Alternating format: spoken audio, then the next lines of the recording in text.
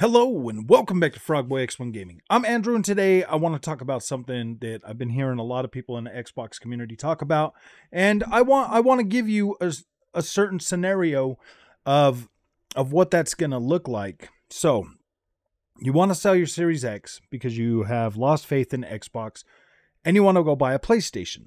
Well, let me tell you from experience, have doing this, all my life, buying one console, trading it in for another one, doing all of that stuff, just because I was thinking the grass was greener on the other side. Well, let me tell you what happens if you trade your Xbox Series X in for a PlayStation 5. Right now, GameStop is giving up to $385 trade-in credit for the Xbox Series X. You'll trade it in. You'll get that money. You'll pay the extra money towards your PlayStation 5. You'll buy your games, whatever you're going to get. If you're smart, you just sign up for PlayStation Plus Premium, and then you play all that stuff. So you can save a ton of money and be able to go back and play through all of those games. Well, the first thing that's going to happen is you're going to get home with your PlayStation 5. You're going to hook it up, and you're going to be blown away because it's going to be like, whoa, man, that looks good on my 4K TV. You're going to play some stuff. You're going to get in there. You're going to want to try all these Sony first party games. You're going to play all of them, and you're going to come away thinking like, wow, man, that is some really high quality games. Like the visuals are going to blow you away, and you're going to be in what I like to call honeymoon phase. You're going to be in honeymoon phase. Now, it depends on the person how long that lasts for. That could last well into next generation. That could last you a long time. But something's going to change in you.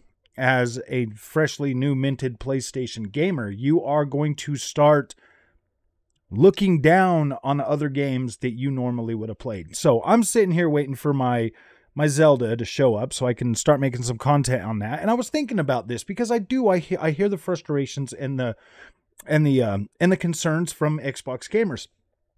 And after you start playing these PlayStation first party games, you will start to look down on other games. So essentially you will sentence yourself to Sony first party games because, I mean, especially coming from an Xbox, you're going to see those games. You're going to be like, whoa, this is high quality. And then you're going to turn into one of the ponies over on Twitter talking about quality. And it's sad and it sucks because you will be waiting for a very long time for these Sony first party games to start coming out at 5 years. You think waiting for games to come out on Xbox is bad? Well, wait until you put yourself in my shoes. I literally waited 5 years to play Ragnarok. Most of them games are about a 5-year dev cycle, and then they come out and then they hit with this bang of like this goodness, and you're like, yeah, I'm all pumped.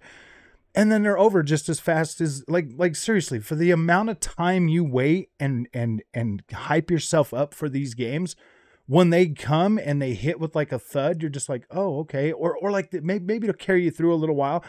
Cause they do, they are great games. They usually do come out. They usually are pretty great. They look incredible. And the production value of these games is extremely high, but then you'll start to notice, like I did, you'll start to notice that like, hey man, like these games look great, but I miss playing games like Redfall.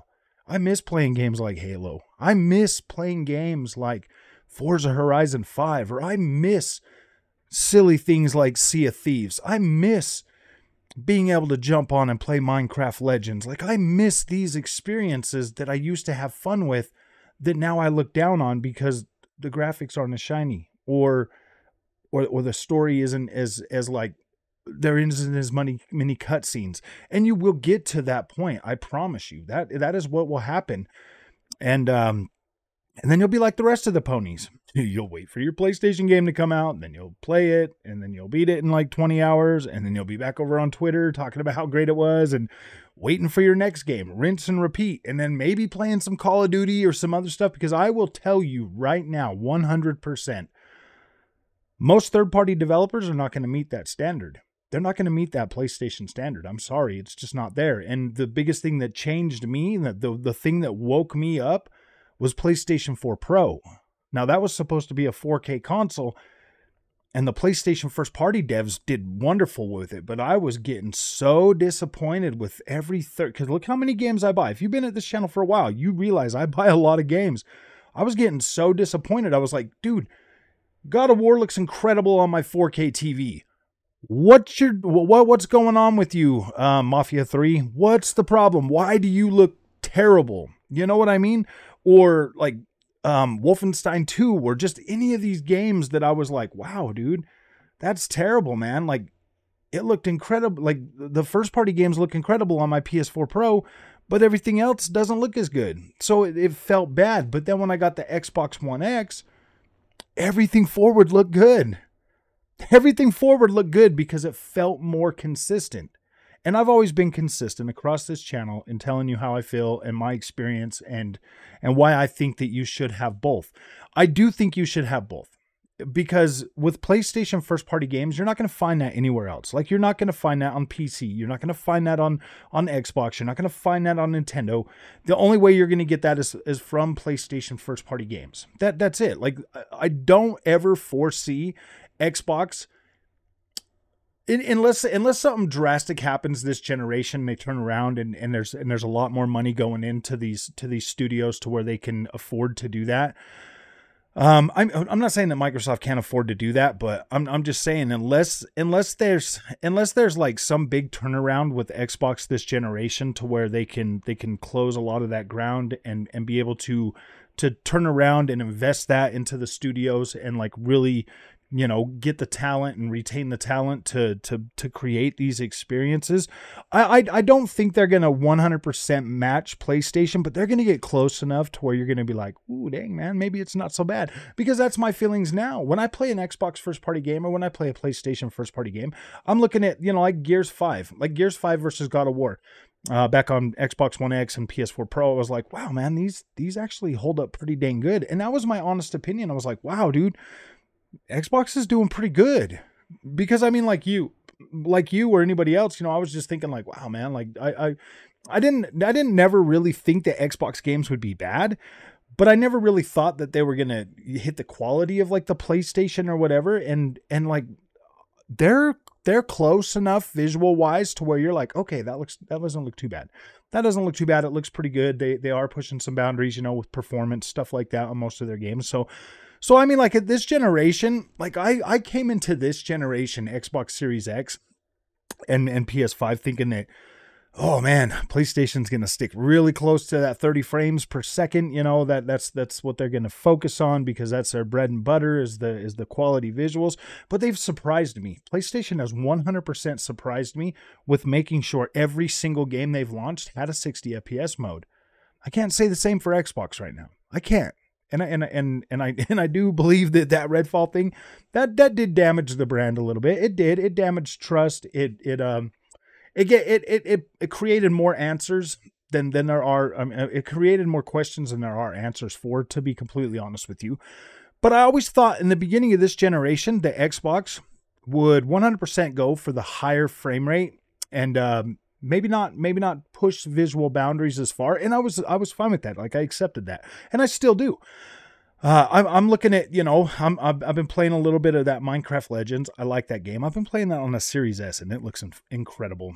And then you guys all just seen the review scores for Zelda. Man, this game is blowing freaking AAA bangers out of the water left and right. And I'm like, yeah, dude. I mean, like, people crave solid games. They do. They just want a game. They don't necessarily care if it's bleeding edge when it comes to the visuals. They want a good game.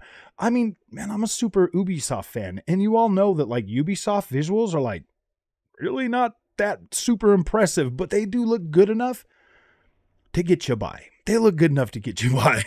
And I'm like, you know, I mean, Ubisoft does have some games that look really good that I'm like, wow, that's beautiful, especially Assassin's Creed Origins, Odyssey, and Valhalla on the next gen consoles look incredible. They look great. But, you know, I mean, like if you try to compare them to something like Horizon, you know, or Burning Shores, yeah, dude, like a lot of games are going to lack that finesse and polish that the PlayStation first party is going to have.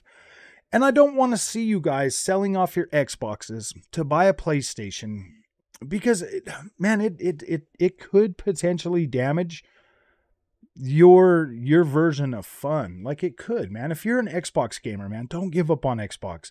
Don't. I'm telling you right now, Xbox is going to pull through this. They are going to deliver games that are going to be just as good, that are going to rival PlayStation, that are going to have tons more gameplay, and you're going to get more time. You're going to get more out of that. I'm telling you, you're going to save a lot of money, and you're going to be happy with the Xbox platform. But you're going to be happy with the PlayStation as well. But you are going to end up walking away looking down on other things that you used to enjoy, and that's sad, man, because you get into that mentality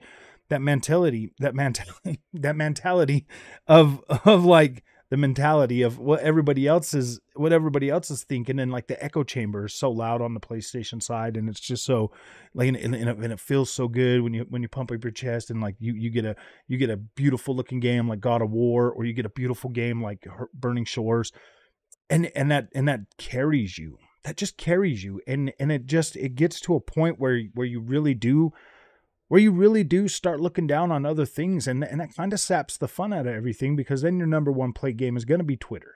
It's going to be Twitter. Like, I promise you, it will 100% be Twitter, because you will look down on things, and you will stop buying certain games that you used to love, and you're going to have to pay full price for all of your PlayStation stuff anyways. But like I said in the beginning, if you do decide to get a PlayStation 5, I highly recommend at least PlayStation Plus Extra. That way you can play a lot of those games that they've already launched. You could save yourself some money, and then you can slowly ease yourself into picking up other stuff. I created this channel to help you save money. That's my goal. Like, and I want you to be happy, and I don't want you to stick with a console that you're not happy with. Like, I don't want you to do that, but I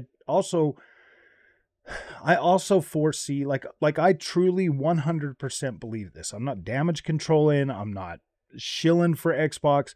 I do believe that Xbox is going to deliver games that you're not going to be able to play on PlayStation, and you're going to want to. You're going to want to play these games. They might not look like a PlayStation game, but they are going to be just as good, and maybe even better in terms of gameplay.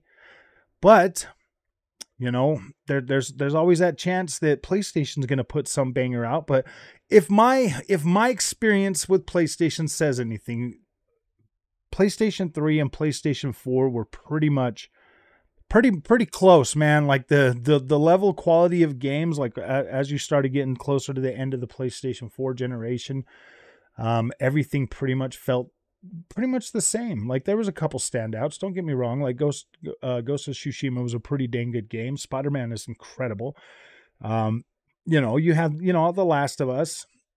The Last of Us 2 was a good game. A lot of people didn't really care for the story, but I thought the game was incredible. The gameplay was great.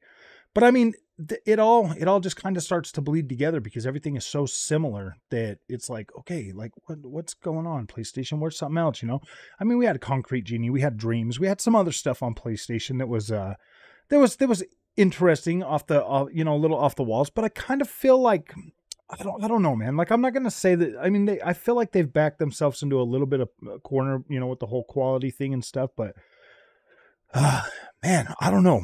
I still 100% believe in this generation of games. I do. I 100% believe that both Xbox and PlayStation are going to deliver some of the best games that we ever thought that we could have ever thought. And and I hope you're here for both. It doesn't matter which side you choose, or what platform, or what plastic box you have. I hope you're here for both.